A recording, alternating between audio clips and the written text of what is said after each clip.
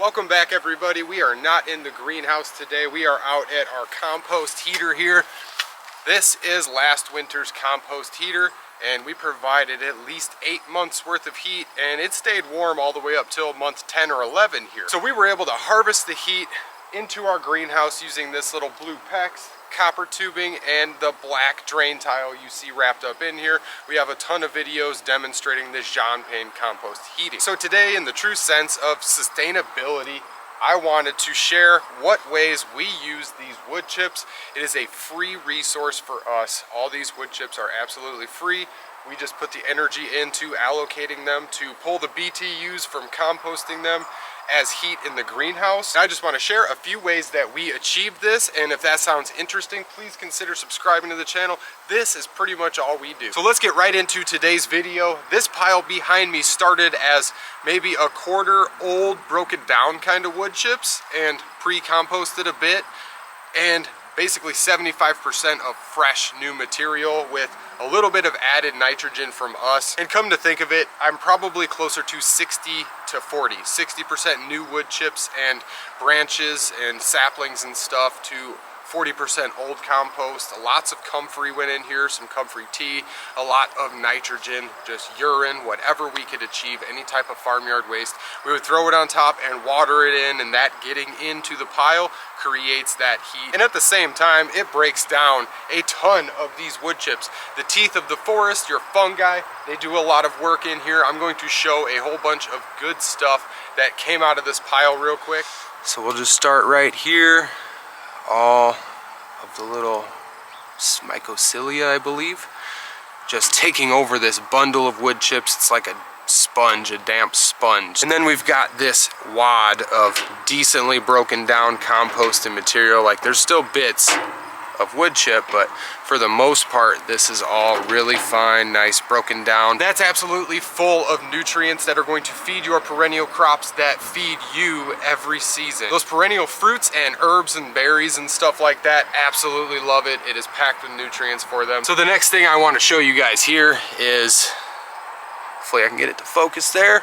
We've got a bunch of chunks of wood left, and we've got a bunch of broken down fine material, and that's where my oversized sifter comes into play. I'm gonna throw a few on here and speed it up so you guys can see how this operates.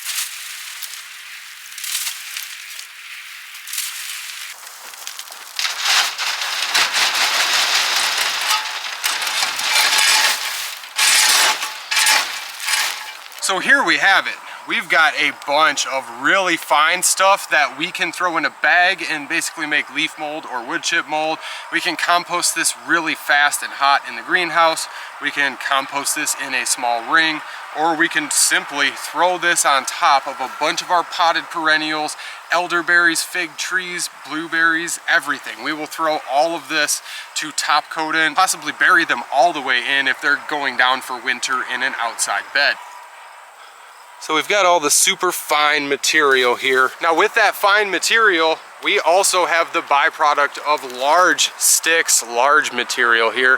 A whole bunch of waste stuff to us. We are not gonna recompost these. So before we started sifting the waste of our compost heater, these wood chips, we were basically just throwing them all and dispersing them across the property. So if I can diversify the way that I'm recycling and repurposing all of this, I'm doing better than I was last season. So we are basically reusing these. These created BTUs from heat, and they also are going to create BTUs as I dry them out and put them in our wood stove throughout the entire winter.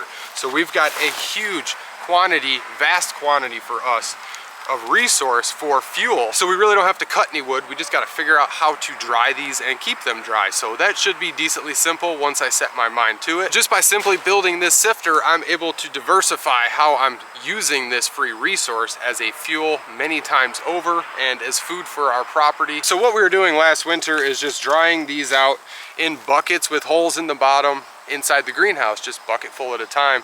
And we're kind of thinking of how to get more. We have our dry shed, so we're gonna keep a decent quantity of wood chips for us to burn and use heating experiments, use our stove, do a whole lot of work inside the greenhouse with all of this free heat, just from the free resource that we used as a free heating source last winter. If anybody's got any questions, I think I covered everything I wanted to. I just wanted to share how we were doing this and what we're using those two resources for. We use all the small, fine broken down stuff to recompost and make a really rich fine material.